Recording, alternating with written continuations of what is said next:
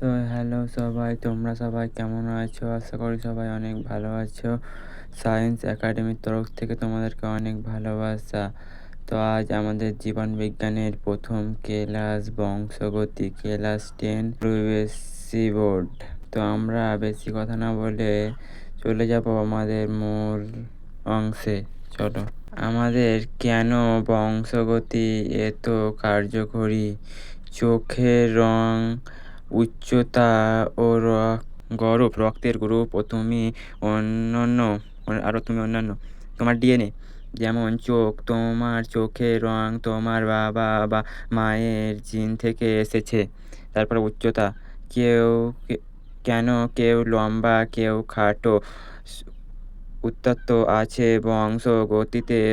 তারপরে রক্ত ও গ্রুপ, তোমার রক্তের group A B, A B O নাকি এ বি জিন ঠিক আছে। তুমি পৃথিবীতে তোমার মতো আরও কেউ নেই, তোমার ডিএনএ প্রমাণ করে। পরের পার্টে তারপরে হচ্ছে আজকের ক্লাসে আমরা যা শিখব: বংশগতি কি, জেনেটিক্সের জনক, মেন্ডেল পরীক্ষা ও মনোহাইব্রিড ক্রস মর্যার তথ্য। তারপর চলে এসো আমরা প্রথমে বংশগতি কি, হোয়াট ইজ দ্য হেরিডিটি। বংশগতির সংজ্ঞাটা মনে রাখবে। বংশগতি হলো সেই পরোক্ত যান মাধ্যম পিতার মতো বৈশিষ্ট্য সমূহ সন্তানের দেহের মাধ্যমে বহন করে, যেটা যেমন তোমার মা বাবার বৈশিষ্ট্য তোমার দেহে আসে, সেটাকেই বংশগতি বলে।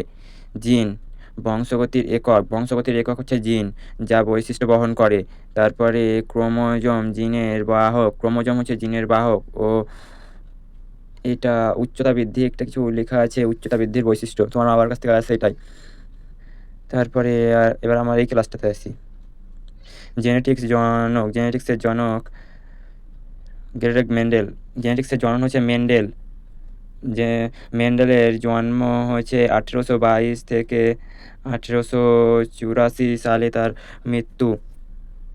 কোথায় কাজ করতেন, কেন মটর গাছ বেছে নিলেন এবং কত বছর লেগেছিল এবং তার অবদান। শুধু তার মটর গাছের পরীক্ষাটা জানলেই হবে এখান থেকে। সহজে চাষ হয়, সহজে চাষ হয়, দ্রুত বৃদ্ধি পায় ও পুষ্টির বৈশিষ্ট্য: নমরমা, খাটো, হলুদ এবং সবুজ। একটু জানলে হবে। তারপরে মটরগুলির বৈশিষ্ট্য নিয়ে মেন্ডেলের কাজ: উচ্চতা, তারপরে বীজের রং, তারপরে আছে বীজের আকৃতি ও ফুলের রং। পুষ্টি, উচ্চতা মানে হচ্ছে টি,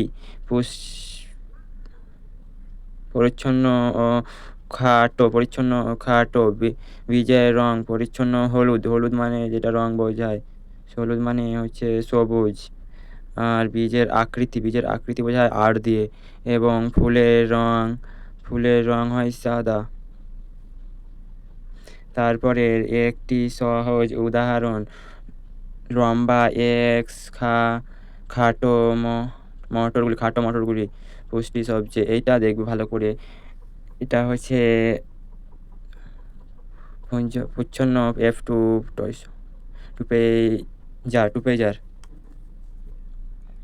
এটা হচ্ছে জিনোটাইপের এক সংকর ফিনোটাইপের অনুপাত। এইখানে টি লম্বা, বড়টি থাকলে সেটা লম্বা হবে। এখানে একটা খাটো ও 3টে লম্বা, এটাই মনে রাখবে।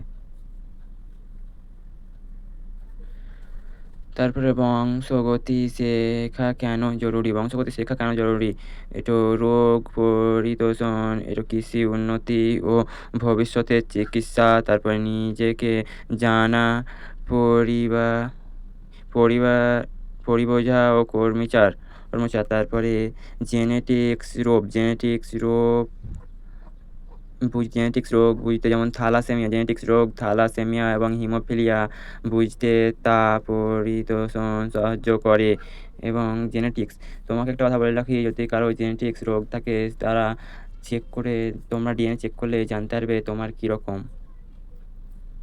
তারপরে এটাই দরকার, তারপরে এখানে আর অত কিছু দরকার নেই, তারপরে চলে যাই। আজকের গুরুত্বপূর্ণ শব্দার্থ: জিন, বংশগতির একক। এটা হচ্ছে জিনোটাইপ। জিনোটাইপ হচ্ছে টি বড়টি বড়টি এবং ছোটটি বড়টি ছোটটি এবং ছোটটি ছোটটি। তারপরে অ্যালিল, তারপর ফেনোটাইপ, অ্যালিল, ফেনোটাইপ, পুরুষপ্রক এবং হেমোফিলিয়া, হেমোজাইগট এবং হেমোজাইগট প্রচ্ছন্ন। তারপরে আমাদের শেষ ধাপ। সবাইকে ধন্যবাদ ও থ্যাঙ্কস। আজকের ক্লাসের উপভোগ করছো তো? আজকের ক্লাসটা উপভোগ করছো তো? পরের ক্লাসে মেন্ডেলের দ্বিতীয় সূত্র জি সহ আরও অনেক তোমাদের কোন ক্লাসটা লাগবে সেটা জানিয়ে যাবে। আর কমেন্টে বলে যাবে যে তোমাদের এরপরের ক্লাস কোনটা চাই। আর তোমার ক্লাস ভালো লাগলে একটা লাইক, শেয়ার এবং কমেন্টে বলে যাবে কেমন লেগেছে। আর পারলে একটা সাবস্ক্রাইব করে দিও। থ্যাংক ইউ সবাইকে।